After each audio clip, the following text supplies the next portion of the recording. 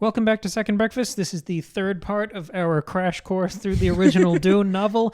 I am marathoning through this book. It has been maybe 36 hours since we recorded the last episode. Yeah, you read all of book 3 in one evening. Yeah. It was pretty wild. This is book 3, which is Prophet, and that's spelled in the religious way, not the financial way.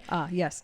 And yes, I marathoned this last night. And I got to say, as much as I love doing our Game of Thrones episodes every Friday, as much as I loved doing the Witcher episodes every Friday and Lord of the Rings before that, it's nice to be able to read past one chapter sometimes and just blow through a third of a book in one sitting. Sure. So yeah, I have devoured this series, and I know it gets weird as it goes on, but I'm excited for the weird journey ahead. Awesome. It's not going to be as quick on the show. If I do want to talk more about the future sequels, we'll probably space it out a little, but and maybe I'll also read. Maybe we'll do that. We're all feeling the Dune mania. Yeah. Looking forward to the movie. And again, this is as spoiler-free as I can make it while still talking about the actual ideas that happen here. Right. And also we have Dune Part 2 has not yet been released in theaters at the time of recording. So do keep that in mind. Right. This is the anticipation. The mania I referenced earlier. Please check out our discussions of books 1 and 2. They were a lot of fun. They're available on whatever platform you're already on. Check it out. Also, the episode about the first movie.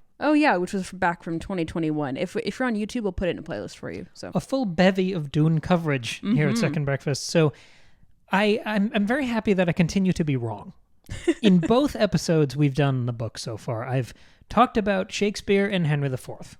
And I've talked about looking for Henry IV Part 2, which is that more contemplative sequel. After the big struggle and heroic conflict, there's this, like, scavengery sort of cockroachy sequel, which is very philosophical and slow, right? Yes. And I keep saying I think we're on the precipice of that happening.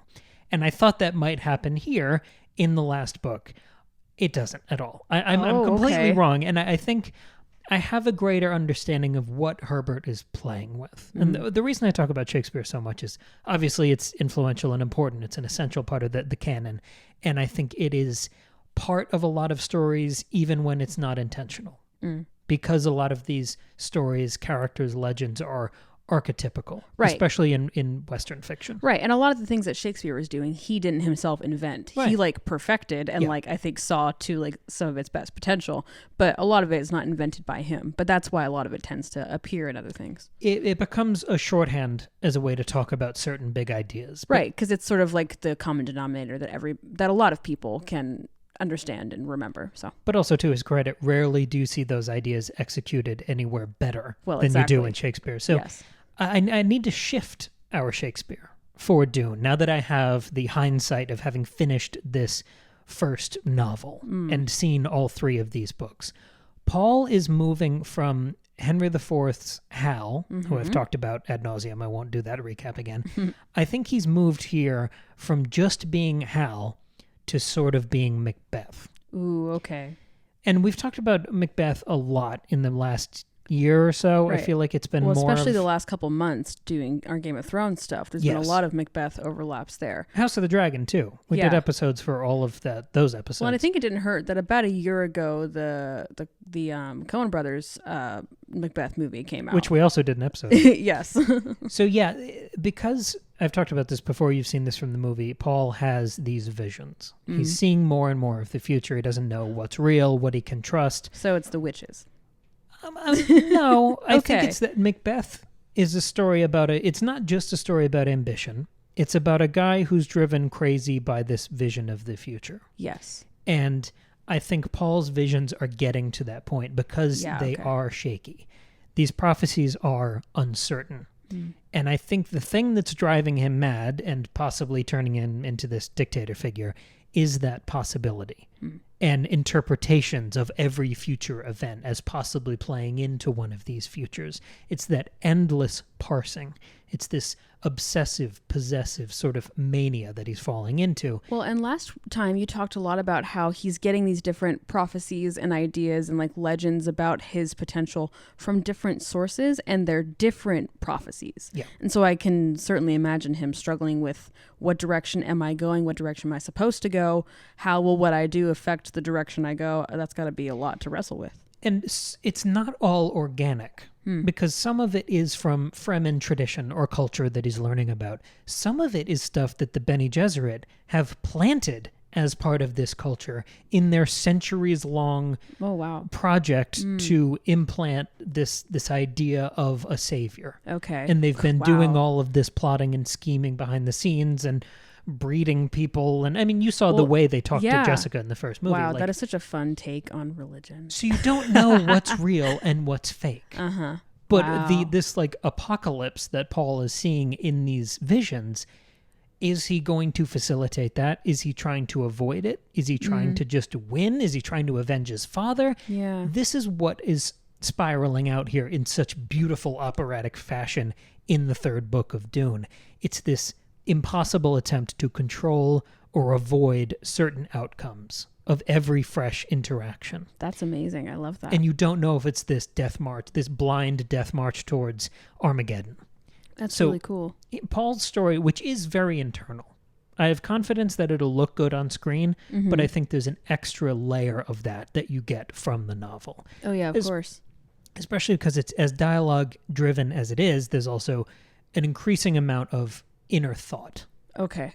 You know, I talked about that before, those italicized thoughts. And that's hard to do on a screen. Yeah. Right. Or you get weird voiceover. It doesn't work Twilight. as well. Yeah. It's easier to do in a book. But what's happening is Paul's journey is becoming this impossible quest for loopholes.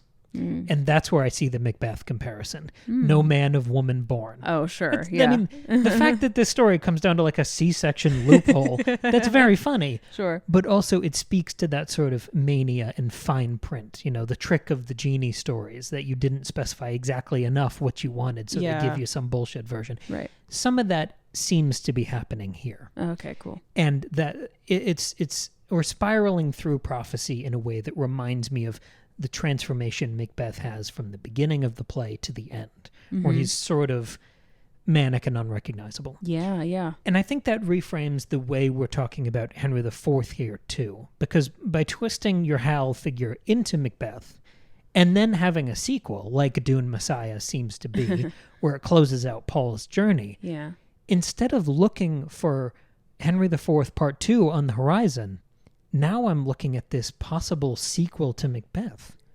A contemplative Part 2 from Macbeth. And that is even more intriguing for me because that is wholly new. Yeah, right. That doesn't new exist. Territory. Right. It never could because Shakespeare didn't do that. There's no archetype for that. So we're blending some of these Shakespearean, and again, that's a shorthand for other things, but we're blending some of these influences. That's really fun. I could even make the argument that there's some Hamlet slipping. I was going to ask if before you said it, I was thinking not Macbeth. I was wondering if it was Hamlet. I think there's been that there too. Obviously, you've got the father figure dying in the first act, you know, right? Rip Oscar Isaac. But I think you have that more in this book as Paul comes into a position of authority, and he's reminded of how past Atreides rulers have acted in certain circumstances. Yeah. And he senses these sort of echoes of his father. And without spoiling anything in particular, I feel like that ghost of Leto you feel that more directly here because of something Herbert does with the naming convention. Okay. I feel like he foregrounds that comparison and that immaterial presence of Leto in the memories and minds, especially of Paul and Jessica. So I was very confident at the end of our previous episode. You asked me if there was going to be a time jump or if there had been one. Right. And I said, no, of course not. That only happens in the sequels. Immediately, first chapter of this one, there's a big old time jump. Awesome. How long? 2 years. Okay. 2 years. And you see that from the Harkonnen perspective. And I'm not interested in doing a recap. We do other episodes for that. Also, I haven't read it yet, and I don't want to be spoiled. Exactly. But I'm interested in what Herbert accomplishes by recapping the time jump.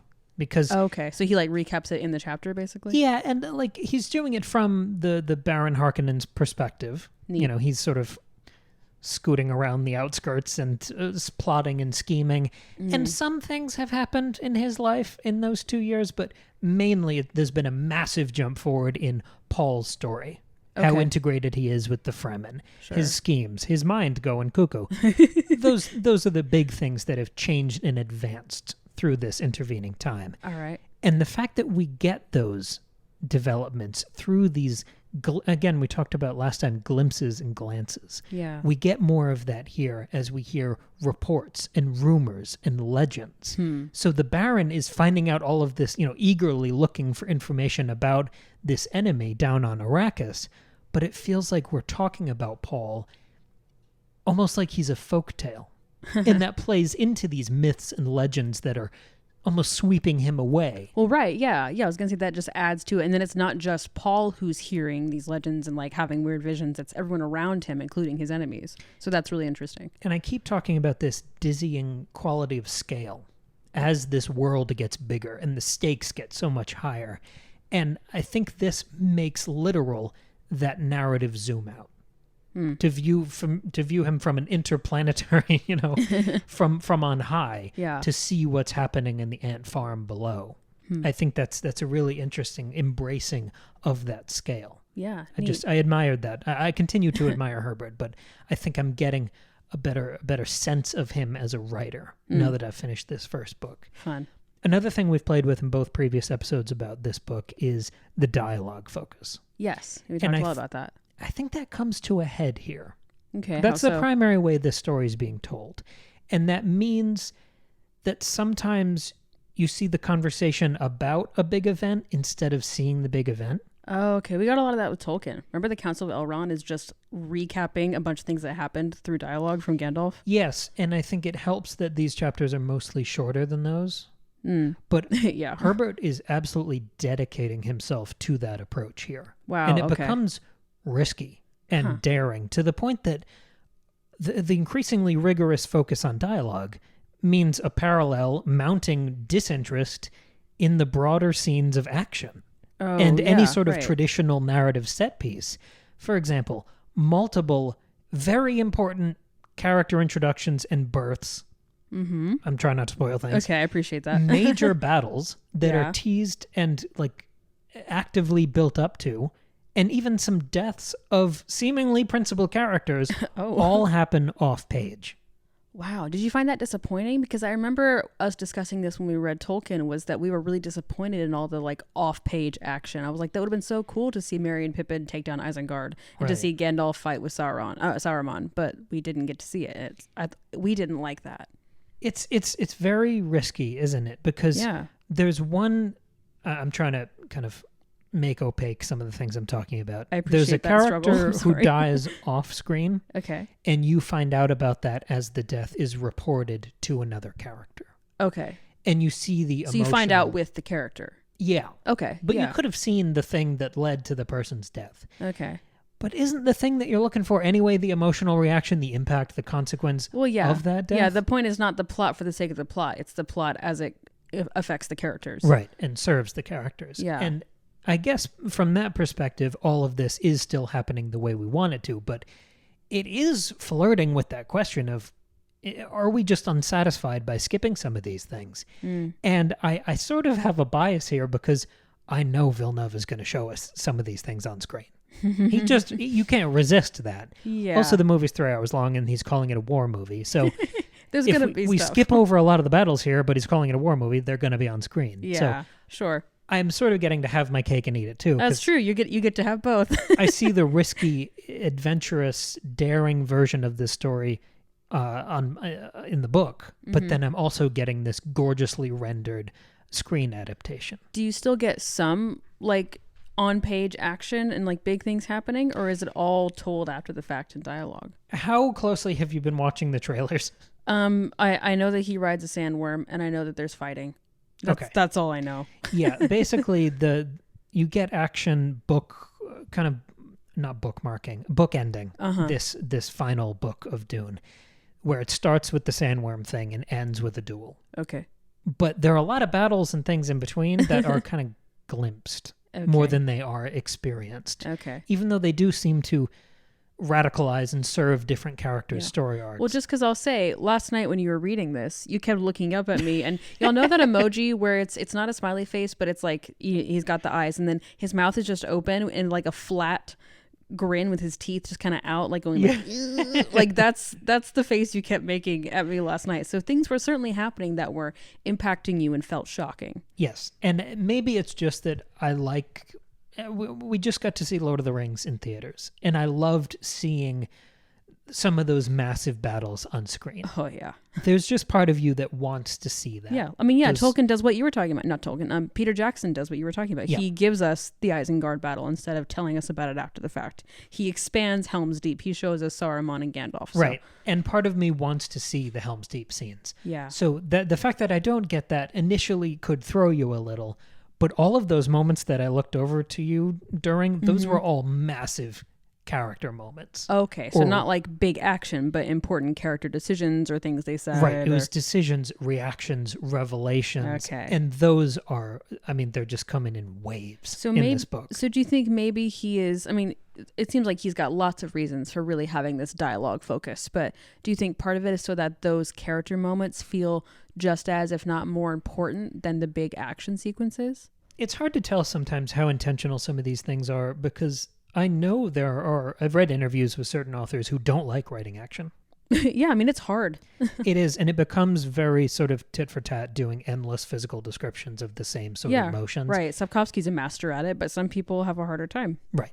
Yeah, and his characters are trained in combat, so he has all that vocabulary, and they're endlessly strategizing with the pirouettes and the feints and all that, and that's why a duel works here. Yeah. But even like the riding the sandworms, there's a lot more dialogue than I was expecting. Oh, okay. So, yeah, I don't know. I'm adjusting to this as a new flavor of genre fiction. But I wonder if that's also just like a time thing. Sorry, like because maybe if we talk about Herbert and Tolkien as sort of contemporaries for the most part, like maybe that's just like now everything is so action plot driven and like keep your attention. Talk about this on Book Talk kind of thing. So maybe that's also just a product of its time. But the strongest quality here is the characters.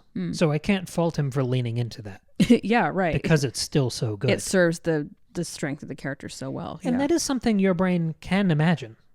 Your brain can fill in those gaps more than it could a massive character beat. Right. And so I think that's fine. And it sounds like he's still like given you enough description and like world building to imagine and understand what's going on. You're not just like having to wildly invent in this, made up world. I tried to reduce the first two books, just kind of crudely for the purposes of conversation. I tried to reduce the first two books of Dune to the first one's about worms and the second one's about water. And this book, as it began, felt like a pivot back to the worms because the first time you see Paul, he's about to do the big test. I mean, we saw this in the preview in theaters. That's why I can talk about this part with you. But we got to see that little scene. Him riding the worm. Right. Mm-hmm. So it feels like a pivot back to worms. We understand now what they mean. We see how the Fremen talk about them and what their purpose is on Arrakis. You'll see more of that in the movie. But cool, I'm excited. It didn't feel like a pivot back to the first idea as much as it felt like a culmination of these ideas.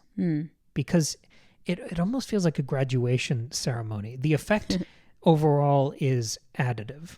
When you graduate to riding a sandworm instead of just learning about them and admire them, there's a thing with water. There's a scene about drinking water that's very important. That feels like a similar sort of culmination of knowledge. Nice. Where we've studied this thing and now we're engaging with it in a very direct way. Well, and that makes sense if you've got a 2-year time jump. Like Paul is now he's much more entrenched in the culture of the Fremen and like understands Arrakis in a much deeper way. So that makes total sense. Yeah, and this gets to sort of a larger idea I want to play with because I loved both of the books previously. Book 1 and Book 2. Going into Book 3, I felt like we were already moving at a fever pitch.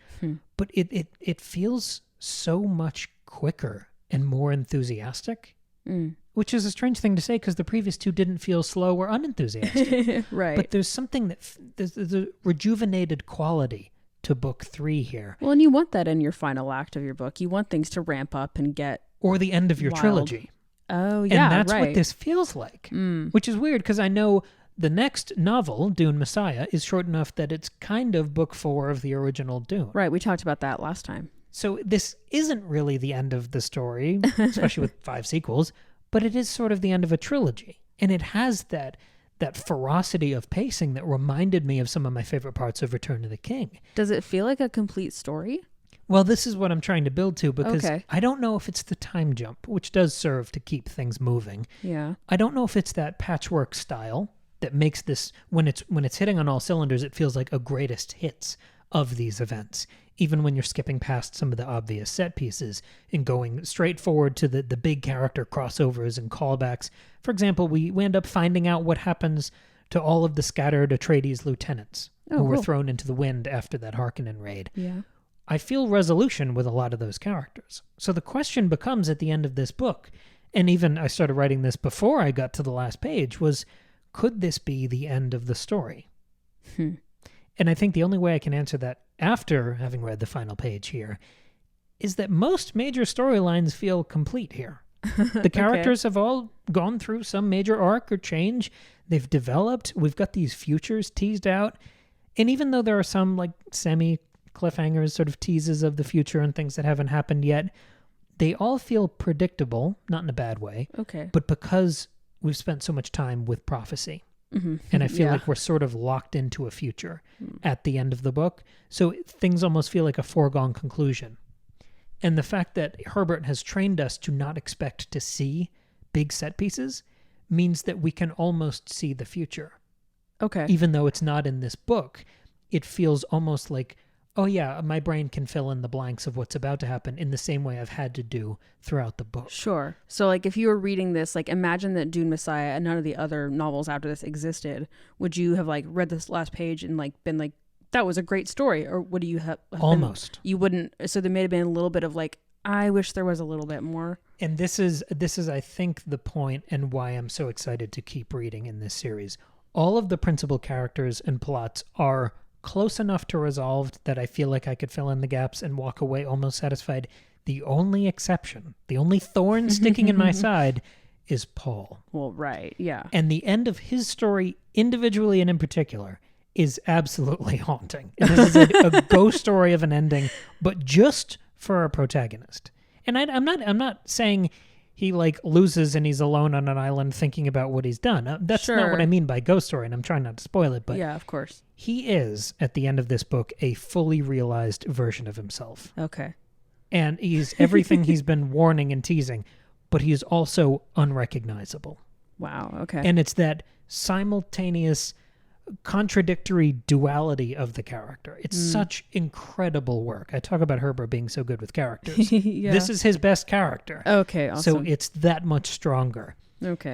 And that's why there needs to be more here. And why I'm so excited for that next novel. Well, yeah. I mean that's good, right? Like it's obviously great for your, big epic novel to feel like a complete story, but you also don't want your following novels to feel unnecessary or like they're extra. Like you want them to feel like they're essential to completing the story. So I guess that's as good a compliment as you can give it. Like it's this complete sort of 3-act, this trilogy type epic, but your main character needs more, and so that's why you have Dune Messiah and anything else that comes after that. In the same way you have Henry IV as a complete sequence of 2 plays, and then you have Henry V.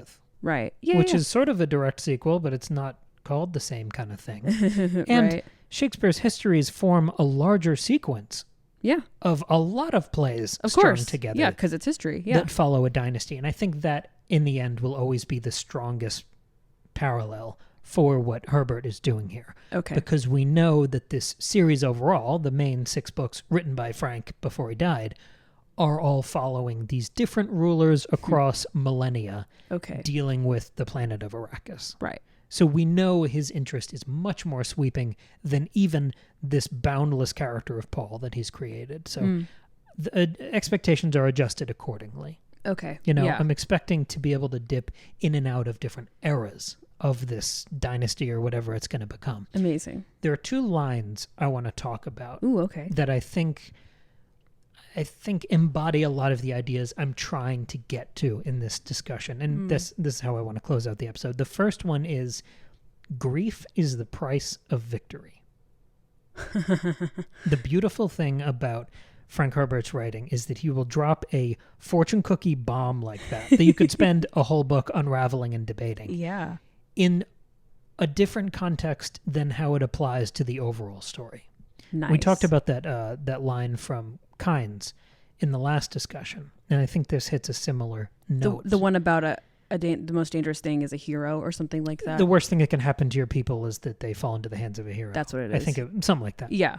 Such a good So line. this one is grief is the price of victory. And the thing that has just shaken and haunted me after finishing this is what you see in book 3 is Paul's power calcifying and his plans coming into focus, meaning he can now bring his plans to fruition. It's not just hypothetical. You see him lock into certain futures and commit to things.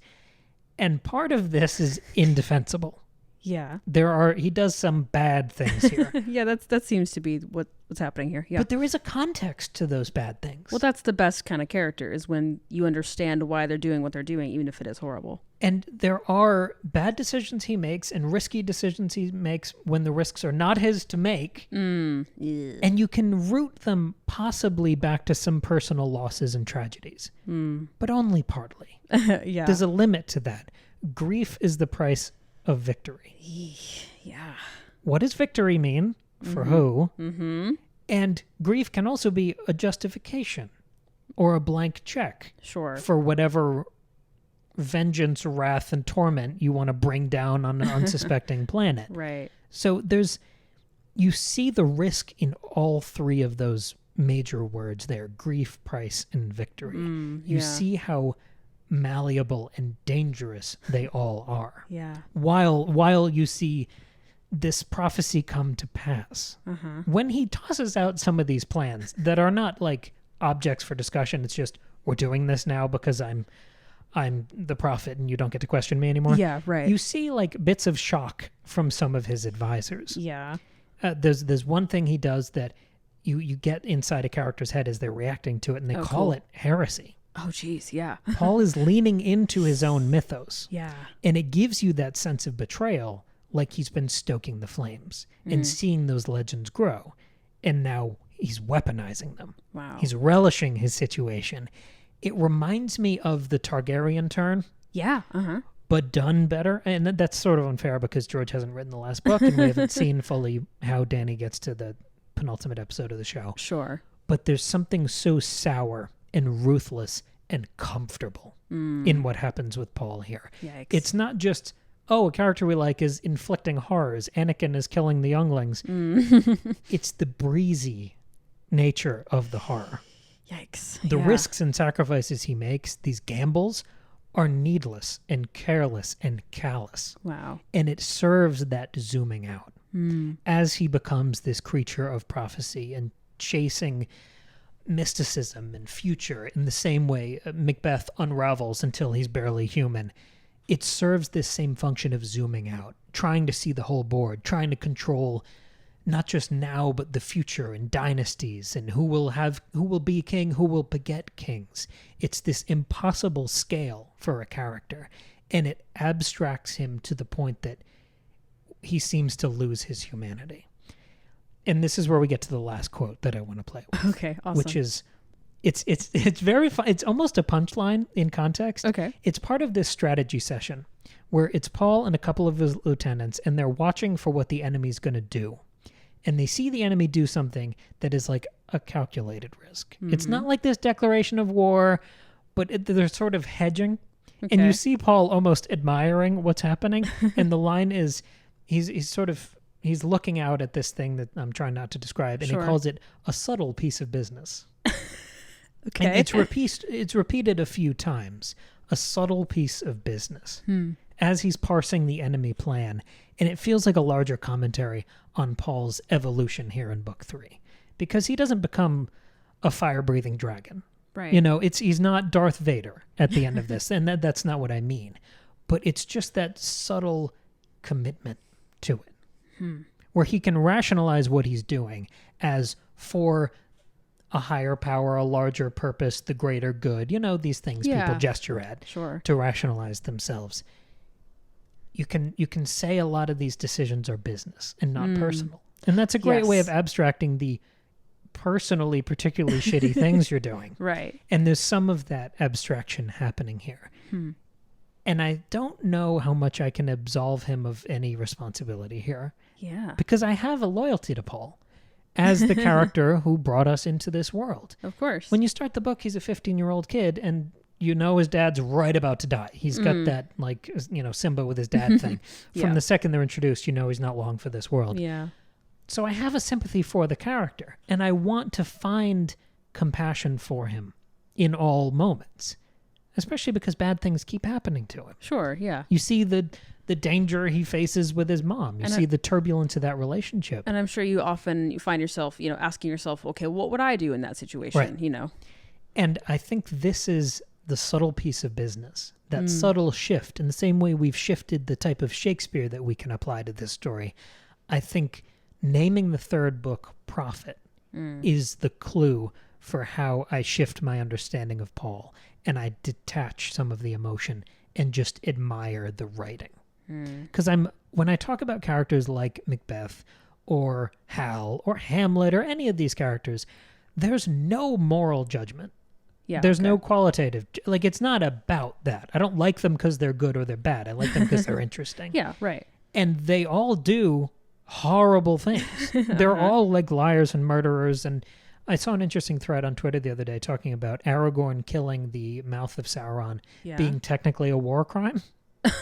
Oh, okay. And that we're okay with it, like, because he's sort of an emissary coming to negotiate. Okay. Yeah, that's fair. It's like, I never thought about that. Even though all of, you know, just depending on your perspective, looking at a series of battles in a war, of course you could throw around all of these horrific labels for the opposing side. But because they're on our side, we rationalize. And because the mouth of Sauron seemed gross, right? You know? Yeah, exactly. He's got those weird teeth. Yeah.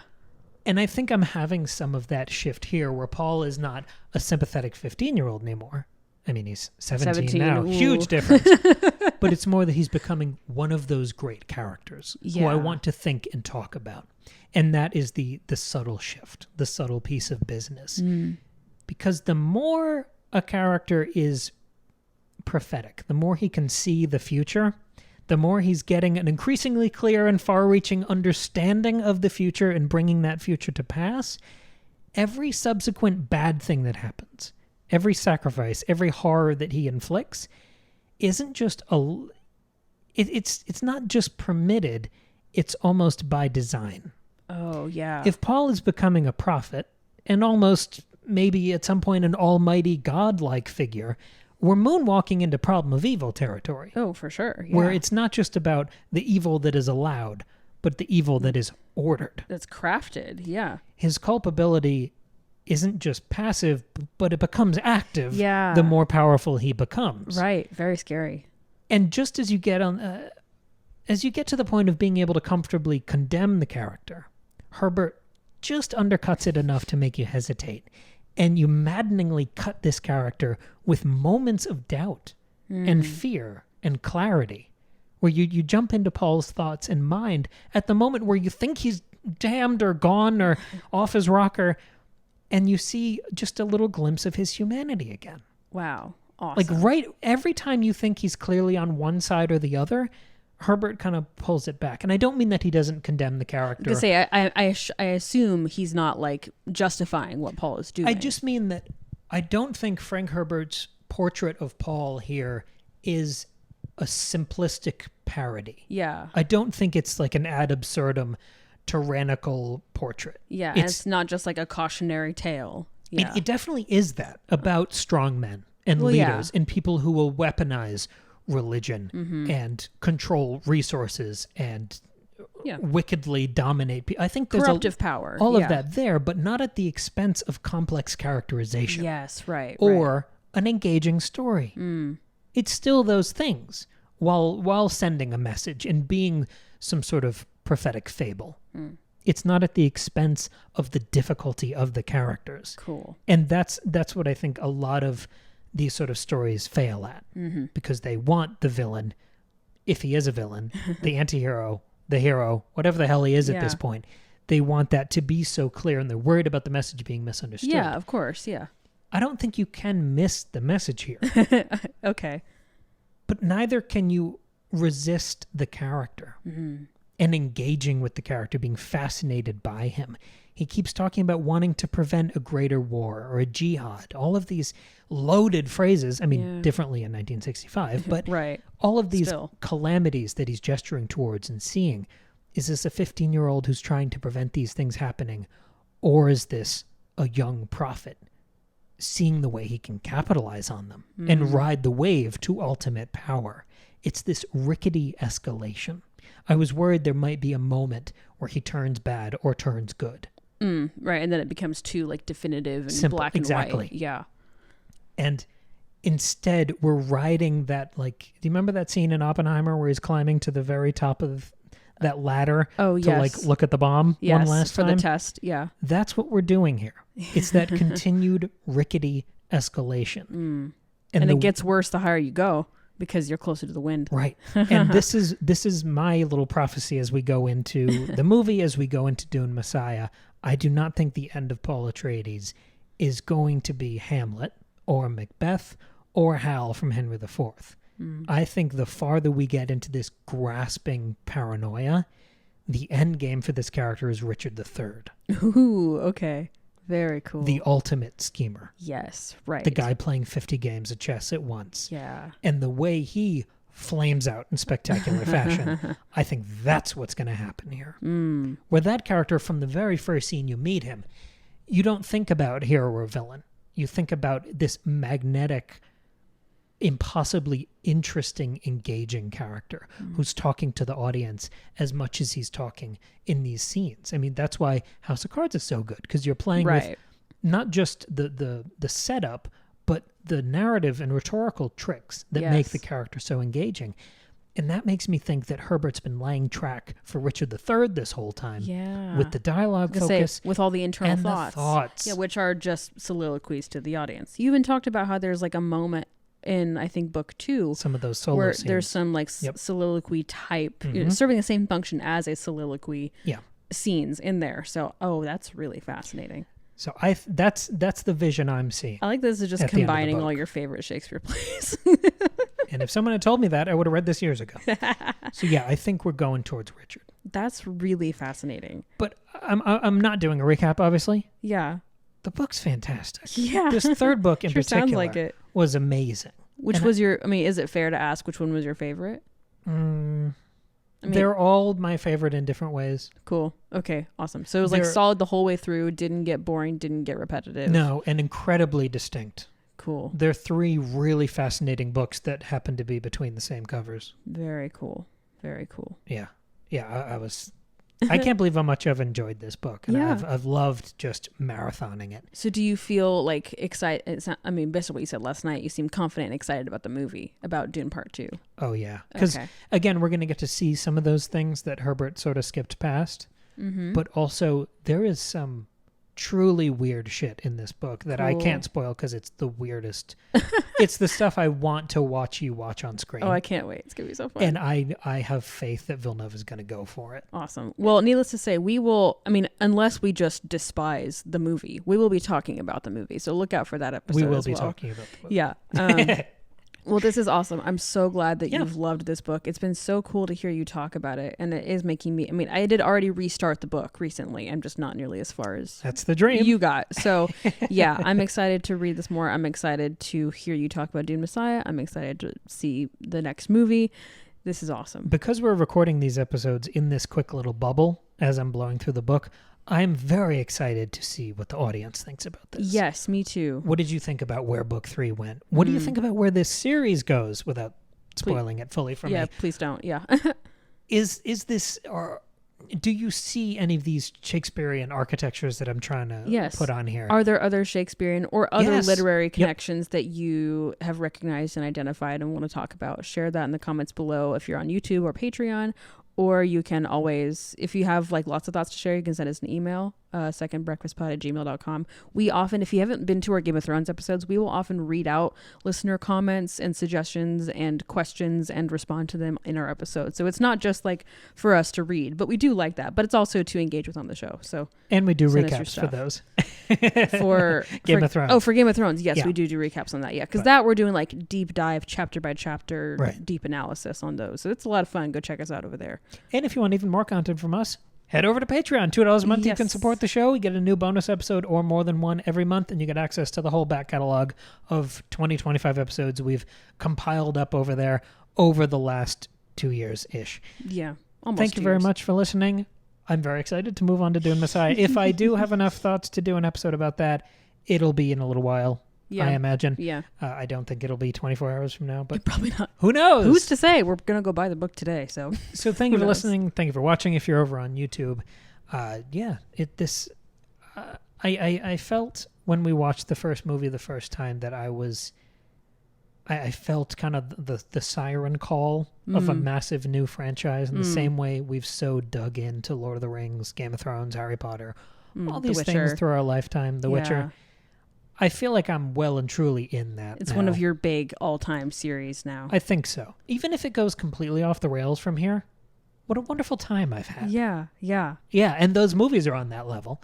Awesome. When the Villeneuve trilogy is done, I will gladly put it on the shelf next to the Peter Jackson both trilogies. Amazing. That's like the best compliment you could pay it. Do you think it'll be up there for you?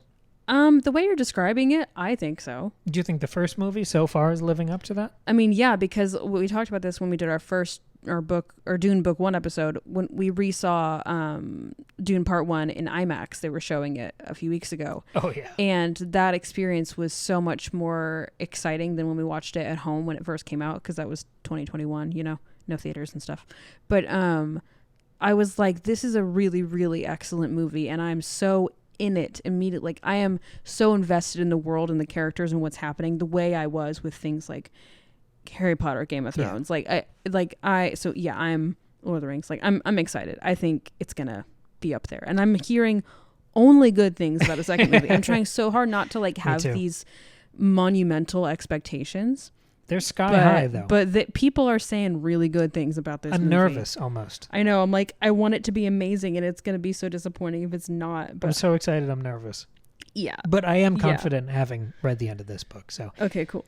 Again, thank you for listening, and we'll be back on Friday with a brand new Game of Thrones episode, and then soon enough with more Dune. Yes. All right. Bye.